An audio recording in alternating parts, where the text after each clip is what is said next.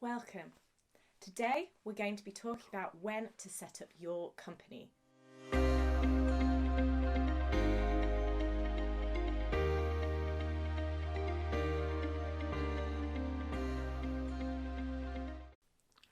You're getting into property, and the key thing here is when do you set up your property company?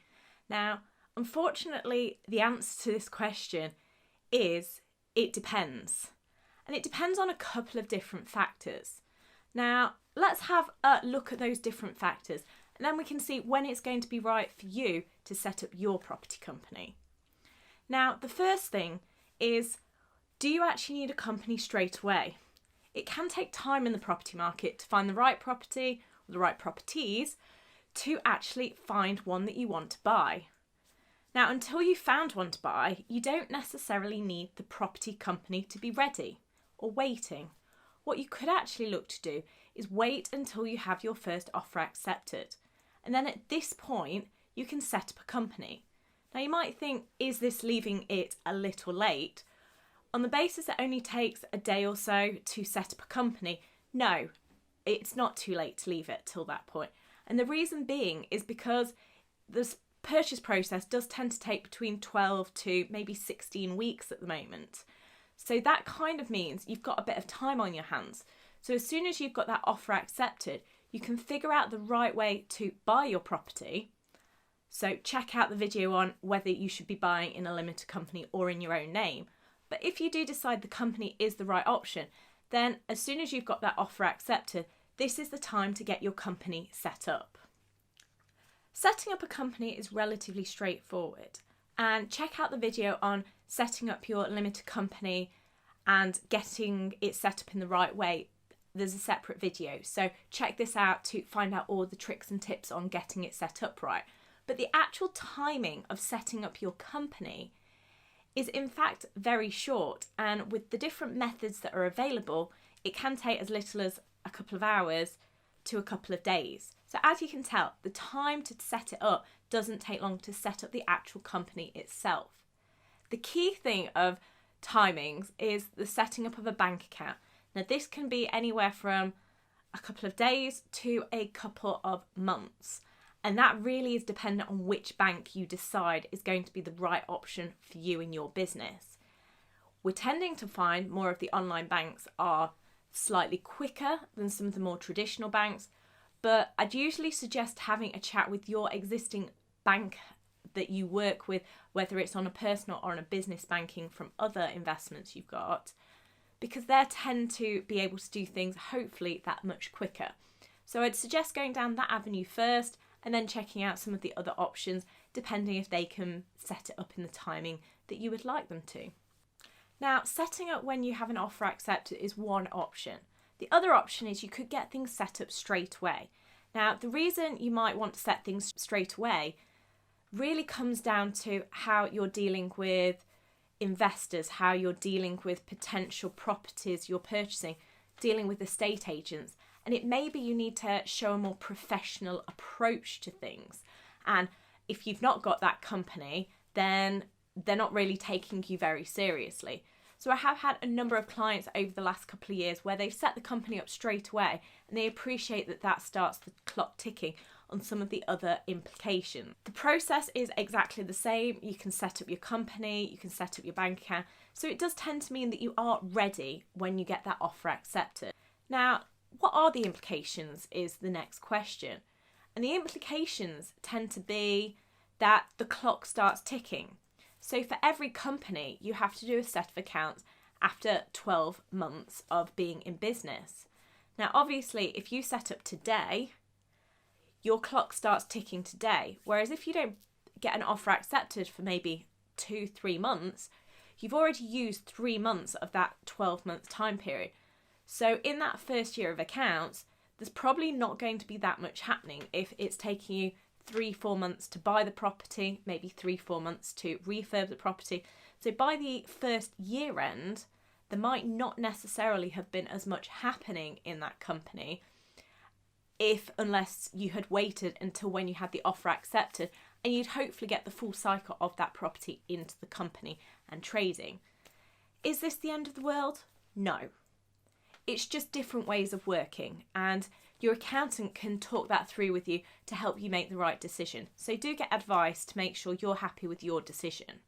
The other question I get asked regularly is whether they should be setting up all of their companies now or whether to set them up at different points in time. Now, the key thing here is, what are you trying to achieve? Now, we have a number of clients who have groups of companies, and I have got a separate video coming about groups and setting up your property company group. But let's just very briefly go through a few key points now. Now, if you want to set up a property group, the point is, what are you trying to achieve?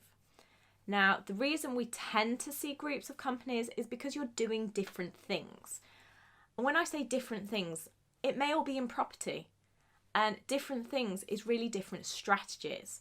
So this would include things like you are buying and holding property, which we tend to have in one company to keep it safe so that we've got no issues with any trading type things. We potentially then have a company for doing your flipping, your buying, refurbing, selling strategy. And that tends to be in a separate company. So if you do find you have any issues, you can close that company down and your actual buy and hold properties don't have any issues. They're still sitting safe in their own separate company, their separate wrapper. If you're doing things like new builds, you should be looking at separate companies. And this is going to be a separate video on that one shortly, and how new builds fit into the property journey.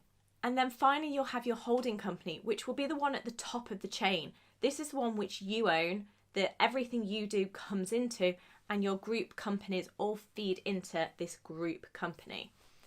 Now, the reason for that is the money comes up, money goes to your group company, and then you can feed that into the different segments that you want to feed it into, different projects, different strategies, different options.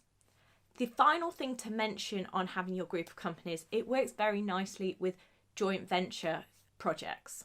Now, those joint venture projects, you might own 50-50, or you might have a third each with 2 or 3 business partners. And how you would do it is you'd have your holding company at the top, which then owns your 50% or 33% in that joint venture company. And the great thing about that is, when you want to take money out of your joint venture company, you feed that money directly into that group, and that has no tax consequences for you as an individual, which means you can take your proportion of the profits from that joint venture and you can then keep it in your holding company and either take it out at a later date, taking into consideration your tax position, or you can feed it into one of your other companies to do whatever project you've got going on. The final question to address today is whether you need a group of companies. Now, a group of companies can be a really useful method of managing your different types of property investing projects. And the reason for saying that is each of them has different tax consequences, each of them has different risks. Now, that tends to mean that you might want to segregate them out so that they don't impact another area of your business. Now, the only issue is, do you set it up now, today, when you don't maybe need all of them in place, or do you set it up later down the line? Now, the option really becomes, it's up to you. And it really depends when you're going to do different things. If the plan is to get off the block quite quickly, then you might say, let's set it all up now. So you would potentially have a company for your buying and holding. You'd have your holding company at the top, which owns everything. And you would have a flipping property company. You might have a new build property company as you do new build projects. You might have a commercial property company. It's really up to you how you go about setting it up. The only prerequisite I would say is try not to have too many companies. The reason being, for each company, there is more admin, there is more bank accounts, there's more management involved. So the easier and simpler you can make it, the better. However, there is some point to having things segregated. So I definitely segregate your trading activities from your buy and hold activities, really to give that security and safety. But apart from that, you can mix and match and see what works. The key thing I would say is speak to your accountant, speak to a tax advisor to make sure you're setting things up in the right way. The final thing to mention is that if you decide that now is not the time to set up the group, which is generally the right decision for a lot of people, especially if you're not going to be using the company straight away. But does that mean you can't do things later? Definitely not. The key thing is just being aware that there may be some tax consequences to doing it later. But are they significant will be dependent on what has happened in your company at the point that you're making a change. It will also depend on what your personal tax position is and whether you can make it work for you with shifting things around in the right way. Now again, have a chat with a tax advisor or an accountant and they can talk you through when may be the best time for you and your business based on what your plans are.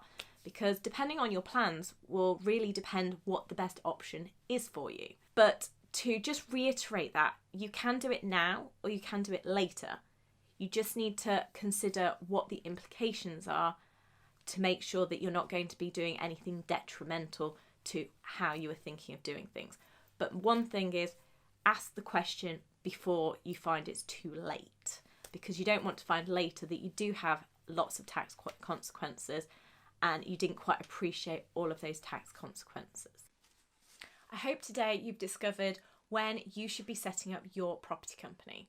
Click like on the video and subscribe to the channel to find out more property and tax and accountancy related topics. If you have any property related questions, then please do leave a comment in the box below and I'll look at covering them in a future video. Please share the video with your family, friends and colleagues who might find it useful and help them in their property ventures. Let's make tax less taxing.